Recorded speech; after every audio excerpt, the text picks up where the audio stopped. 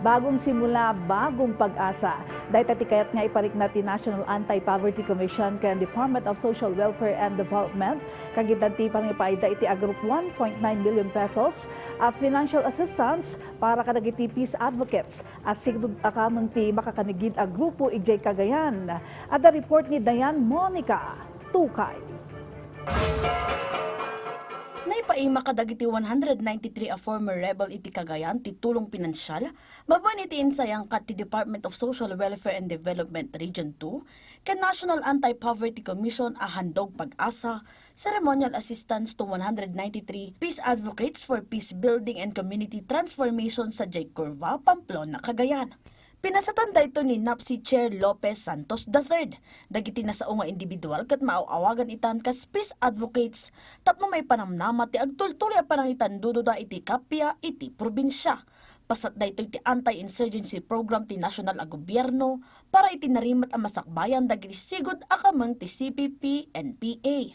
Inlawlawag ni Secretary Lopez Santos III dagiti akam ti ahensya ang mga proseso iti anyaman a kasapulan dagiti former rebel.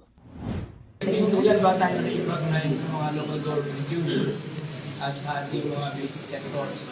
At naipaparating natin itong mga pag-request ay mga formality lamang ito, mga requirement para ma-proseso at makita natin ano ba talaga yung kailangan mga request ng ating mga mamamayan. Nakaawat isag 10,000 nga assistance dagiti peace advocates manipod iti 1.9 million pesos iti sidong ti individuals in crisis situations wenno IX ti DSWD.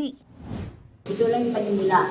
Later on, we can advocate na they go into an association.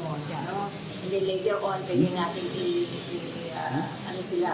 i-refer po sa mga other agencies who are providing additional livelihood activities. Malaksid iti dayta, nakaawat na pa iti binima nipod iti Department of Agriculture ang makatulong kadakwada, ang maadaan iti pamasterkan, babaan iti panagtalon. Impatang pa iti pulisya ti suportada iti panagbalbaliw ti biag, dagiti naawagan a peace advocate. Lalong pinagtibay ang kanilang pagtitiwala sa gobyerno.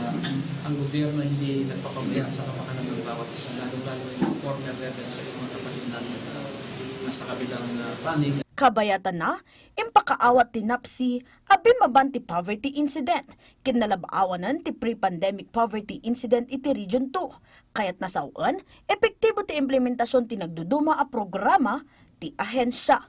Dayan Monica Tukay, para iti Pagilian.